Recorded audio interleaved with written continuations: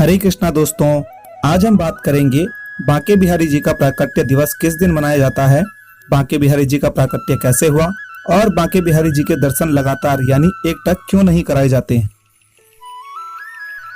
तो सबसे पहले बात करते हैं बांके बिहारी जी के प्राकट्य दिवस की। हर साल माघ शीर्ष मास की पंचमी तिथि को बांके बिहारी जी के मंदिर में बांके बिहारी जी का प्राकट्य मनाया जाता है। बैसाख माह की तृतीय तिथि पर, जिस दिन अक्षय तृतीया कहा जाता है, उस दिन पूरे एक साल में सिर्फ एक ही बार बांके बिहारी जी के चरणों के दर्शन होते हैं। इस दिन भगवान के चरणों के दर्शन बहुत ही शुभ और फलदायी माने जाते हैं। अब बात करते हैं बांके बिहारी जी के प्राकट्य की। बांके बिहारी जी का प्राकट्य किस तरीके से हुआ। ठाकुर जी के एक बहुत बड़े भक्त थे जिनका नाम था हरिदास। स्वामी हरिदास का जन्म 1535 में सारस्वत ब्राह्मण परिवार में हुआ था। बाद में वह वृंदावन आकर बस गए। उन्होंने यमुना के किनारे पेड़ पौधों के बीच अपनी साधना स्थली बनाई थी। स्वामी हरिदास जी संगीत के जानकार थे। ऐसा कहा जाता है कि स्वामी हरिदास जी की संगीत साधना को सुनने के लिए स्वयं ठाकुर जी प्राकट्य हुआ करते थे। एक बार जब गांव वालों ने स्वामी हरिदास जी से अनुरोध किया कि आप स्वयं तो ठाकुर जी के दर्शन करते हैं, कभी ठाकुर जी के दर्शन हमें भी करा दीजिए, तो गांव वालों के आग्रह पर स्वामी हरिदास जी ने ठाकुर जी से विनती की, जिसके फलस्वरूप ठाकुर जी ने कृष्ण और राधा रानी की दो मूर्तियों का प्राकट्य कराया, जिन्हें देखकर स्वामी हरिदास जी घबरा गए। उन्होंने भगवान से विनती की कि मैं आपकी तो जो भी रूखा सूखा मिलता है उसका भोग लगा सकता हूँ, लेकिन मैं राधा रानी की सेवा करने में सक्षम नहीं हूँ, क्योंकि राधा रानी को तरह तरह के श्रृंगार की आदत है। अतः मेरी आपसे विनती है कि मैं केवल आपकी ही सेवा कर सकता हूँ।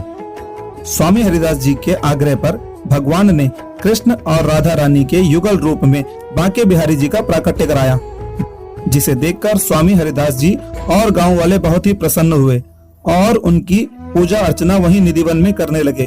कुछ समय बाद बांके बिहारी जी का एक छोटा सा मंदिर बनाया गया। सम्राट अकबर के नवरत्नों में शुमार तानसेन और बैजू बाबरा स्वामी हरिदास जी के संगीत कला के मानने वाले थे।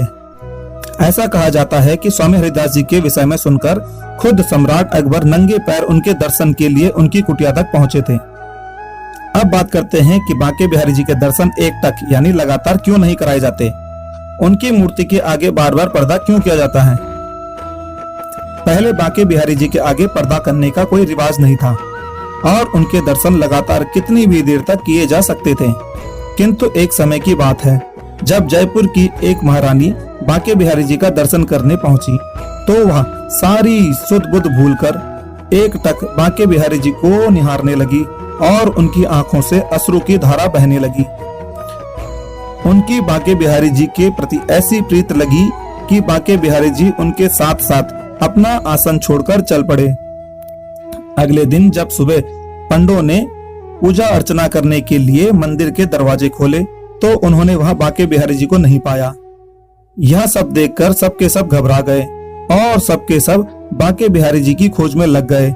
जैसे ही उन्हें पता चला कि जो महारानी आई थी वह बांके बिहारी जी को एक टक देख रही थी और उनकी आंखों से अश्रु की धारा बह रही थी, पंडों को लगा कि शायद बांके बिहारी जी उसी महारानी के साथ चले गए होंगे। तो पंडों ने तुरंत ही एक टुकड़ी महारानी के पीछे भेजी और रास्ते से बांके बिहारी जी को वापस मंदिर में लाया गया।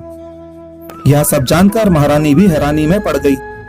तब से वहां के पंडित लोग घबरा गए और बांके बिहारी के आगे बार बार यानी हर 2 मिनट में पर्दा करने की परंपरा शुरू कर दी, जिससे कि बांके बिहारी जी के दर्शन कोई लगातार एक टक ना कर सके। बांके बिहारी जी के प्राकट्य और उनकी नटखट लीलाओं के बारे में जानकर आपको कैसा लगा, हमें कमेंट बॉक्स पर कमेंट करके जरूर बताएं। और अगर अभी तक आपने हमारे YouTube चैनल को सब्सक्राइब नहीं किया है तो कृपया करके हमारे YouTube चैनल को सब्सक्राइब कर दें और हाँ, घंटी वाला बेल आइकन दबाना ना भूलें, जिससे कि इसी तरीके की सारी लेटेस्ट जानकारी आप तक पहुंच सके। धन्यवाद।